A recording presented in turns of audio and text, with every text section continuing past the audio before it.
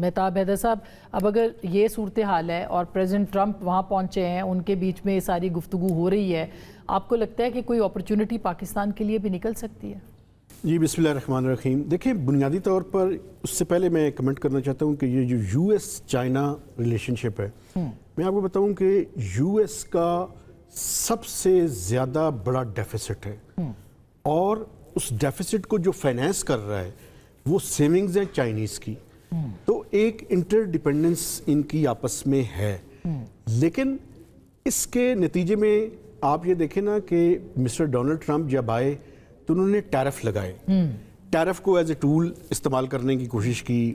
اب وہ اپنے کس حد تک اس کے نتیجے میں نتائج حاصل کر چکے ہیں، چونکہ آپ کو پتہ ہے کہ جتنی بھی میجر ٹائکونز ہیں ان کے، وہ سارے کی ساری اس کی جو بیس ہے انڈسٹریل بیس، اب وہ مینوفیکچرنگ جو ہے وہ چائنا کے اندر کر رہے ہیں.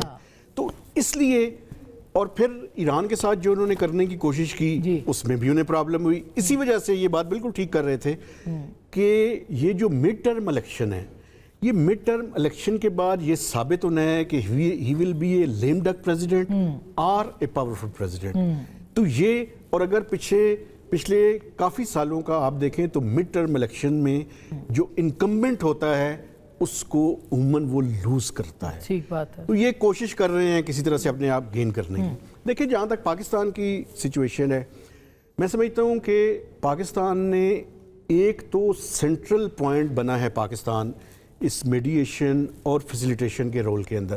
اور اسی وجہ سے آپ یہ دیکھیں کہ پاکستان میں پرائسز کے اندر تو انکریز ہوا ہے، لیکن میجر سپلائی سائڈ پہ کوئی ڈسرپشن نہیں ہوئی.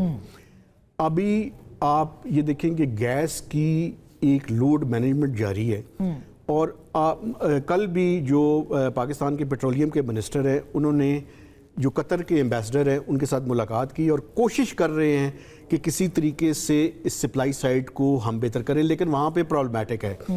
پاکستان میں جو پرابلم ہے وہ یہ ہے کہ آپ یہ دیکھیں کہ پرائسز ہمیں انکریز کرنی پڑی ہیں، اور پرائسز کے اندر بھی انکریز، ایک تو انٹرنیشنل مارکیٹ کی پرائسز کو پاس آن کیا، لیکن دوسری طرف جو پیٹرولیم لیوی بڑھائی ہے اس کے نتیجے میں آپ یہ دیکھیں کہ انپریسیڈنٹڈ انکریز ہوئے اور 415. آپ کو لگتا ہے کہ لیوی کی چلے پیٹرول کی قیمتیں تو عالمی منڈی میں بڑھ رہی ہیں، لیوی بڑھانے کا کیا فائدہ ہے؟ اس میں کوئی وجہ نہیں تھی سوائے آئی ایم ایف کے پروگرام کی. چونکہ آئی ایم ایف کے ساتھ ہم نے کمٹمنٹ کیا ہوا تھا کہ ہم پیٹرول اور ڈیزل کے اوپر آن ایوریج دونوں کو ملا کے 160 روپیہ پر لیٹر وصول کریں گے. ہم نے کیا کیا جی، ہم نے ابھی یہ دیکھیں تو پیٹرول کی جو لیوی ہے وہ کوئی تقریباً 117 روپیز کے لگ بھگ کر دی ہے، اور جو ڈیزل کی ہے وہ کوئی 42 روپیز. تو on average I M F کے ایگریمنٹ کے مطابق 160 روپیہ لینا شروع کر دی ہے.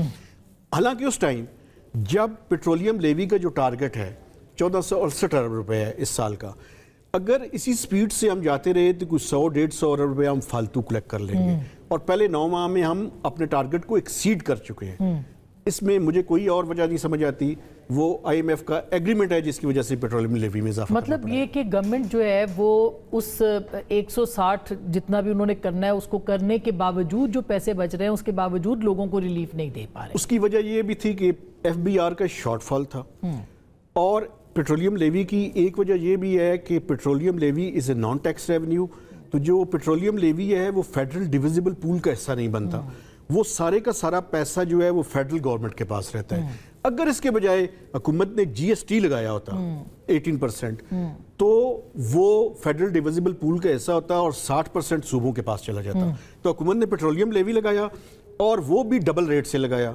یہ آلموسٹ ڈبل ہے اس کا ریٹ اگر اس ٹائم دیکھیں تو اس وجہ سے وہ سارے کے سارے پیسے فیڈرل گورنمنٹ کے پاس جو ٹیکس وہ اکٹھے نہیں کر پا رہے اس کا جو خمیازہ ہے وہ پاکستان کے غریب عوام کو بھگتنا پڑ رہا ہے. بالکل یہ ٹھیک ہے، اور یہ سارا بنیادی وجہ جو ہے وہ آئی ایم ایف کا ایگریمنٹ ہے، اور اس سے ہم نہیں نکل سکتے. آف کورس اس ایگریمنٹ سے ہم نکل نہیں. آج 1.3 بلین ڈالرز ہمیں آئے ہیں، مگر ہمارے پاس کوئی اور چیز نہیں ہے جس کو کہ ہم کہہ سکیں کہ ہم وہاں سے پیسے لے سکتے ہیں اور ڈیپینڈنسی کم ہو جائے. دیکھیں آئی ایم ایف کے امبریلا کے بغیر ہمیں بائی لیٹرلز بھی پیسے نہیں دیں گے. یہ جو آپ نے بانڈ کا ذکر کیا، ابھی آپ نے دیکھا کہ یورو بانڈ بھی $750 ملین کا لاسٹ 2 ویکس बिफोर पाकिस्तान ने लॉन्च किया, आज $250 मिलियन इक्वलेंट टू, क्योंकि वो RMB में है लेकिन $250 मिलियन, तो वो बेसिकली ये IMF का जो हेल्थ सर्टिफिकेट है ये उसी के नतीजे में है। जहाँ पे हम IMF को क्रिटिसाइज करते हैं वहाँ पे पाकिस्तान के लोगों के साथ ये भी शेयर करने की ज़रूरत है कि ये बायलैटरल जितने भी ममालिक हैं, चाहे उसमें चाइना हो, सऊदी अरब हो, UAE या बाकी लोग, उन्होंने कन्वे किया हुआ था कि IMF के पास जाना पड़ेगा आपको। अच्छा, अब सैयद मोहम्मद अली साहब, ये तो जो सूरत हाल है, ये तो पाकिस्तान तो देख रहा है ना मुख्तलिफ एवेन्यूज़ को कि ठीक है हमारी फ़लाने के साथ $10 अरब की ईरान के साथ हम ट्रेड कर लेंगे। इसको मुमकिन कैसे बनाना है हमने? ये बड़ा मुश्किल काम है। आई मीन हम कहने को तो बहुत सारी SIFC भी बनाई, फ़लाँ भी, लेकिन उसके नतायज जो हैं वो पाकिस्तान की आवाम तक नहीं आ रहे। मैं आपसे मुत्तफ़िक हूँ। मैं समझता हूँ कि देखें MOUs और ऑब्जेक्टिव्स और एग्रीमेंट्स तो होते हैं, लेकिन बहुत से इंटरनेशनल फैक्टर्स भी होते हैं, कुछ पॉलिटिकल कंसिडरेशंस भी होती हैं, जैसा अभी मेहताब भाई ने भी हवाला दिया, तो वो उसकी वजह से रियलिस्टिकली उतनी प्रोग्रेस सामने नहीं आती है। और ज़ाहिर बात है अभी दुनिया में जो ताकत का तवाज़ुन है वो बड़ा मुख्तलिफ है, लेकिन ये जो अभी इस वक्त बीजिंग में मुलाकात हो रही है, इसके 2 पहलू मैं बड़े मुस्बत देखता हूँ, बल्कि 3 पहलू। एक तो मैंने पहले गुजारिश की कि दुनिया में जितना ज़्यादा आलमी इदारों और आलमी ताकतों पे दुनिया का एतमाद जितना मजरू हुआ था, उसको थोड़ा सा ये रिपेयर करने की एक कोशिश है सदर ट्रंप की तरफ से। और आपने उनकी बॉडी लैंग्वेज और उनके अल्फाज का चुनाव देखें, उन्होंने याद कराया कि प्रेसिडेंट ज़ी जिनपिंग जो हैं वो जिस यूनिवर्सिटी से पढ़े हैं उसको एक अमरीकी सदर ने डोनेशंस दी थी, तो वो याद करा रहे थे कि अपने एहसानात, और बड़ी पॉजिटिव बॉडी लैंग्वेज थी। तो उनके मिजाज, जिस तरह मैंने आपसे पहले भी कहा, मैं समझता हूँ सदर ट्रंप जो है ना वो ताकत का एहतराम करते हैं और कमज़ोरी को के सामने बिल्कुल बेरहम है वो। ये उनका एक मिजाज है। तो दूसरी बात ये है कि जैसे इंटरडिपेंडेंस की बात की, हाँ। इस वक्त वो चाइना को एक अपॉर्चुनिटी के तौर पे देख रहे हैं, अपने सियासी मुस्तकबिल के लिए भी, अमेरिका के मईशत के लिए भी, और अपने वोटर के लिए भी, और जो उनकी राय आमा के हवाले से उनको धचका अमेरिका के अंदर पहुंचा है उसको रिपेयर करने के लिए एक अपॉर्चुनिटी देख रहे हैं। हाँ। उसको एक थ्रेट के तौर पे नहीं देख रहे हैं। तो तीसरी बात यह है कि अगर ये इकोनॉमिक डोमेन में दोनों के मसाइल कम होते हैं, बल्कि इकोनॉमिक वॉर डीएस्केलेट करते हैं ये, और साथ ही साथ स्ट्रेटेजिक साइड पे भी एटमी हथियारों वगैरह में भी आर्म्स कंट्रोल की तरफ प्रोग्रेस बढ़ती है, तो मैं समझता हूँ दुनिया कदरे इस्तेहकाम की तरफ जाएगी, और उसके मुस्बत असरात मुख्तलिफ खित्तों में इंक्लूडिंग पाकिस्तान और ईरान में पड़ेंगे। अगर चीन जो है अमेरिका के तवक्कुआत के मुताबिक ईरान पे जो उसका असर रसूख है वो किसी और ताकत का नहीं है, क्योंकि सबसे बड़ी वो उनकी तिजारती मंडी है। और देखें फिर चीन और रूस ने उस करारदाद को भी सिक्योरिटी काउंसिल में वीटो किया था जो कि ईरान के खिलाफ आई थी। तो इस वक्त अमेरिका की तवक्को, पाकिस्तान की तवक्को भी ये है कि अगर चीन ईरान को कायल करने में कामयाब होता है और एक देरपा जंग बंदी वकूफ़ पज़ीर होती है और माशी जो मसाइल हैं और तनाव है उसमें कमी आती है, तो मैं पुरुमीद हूँ कि पाकिस्तान के लिए भी बहुत से मौक़े निकलेंगे, न सिर्फ ईरान बल्कि दीगर ममालिक के साथ।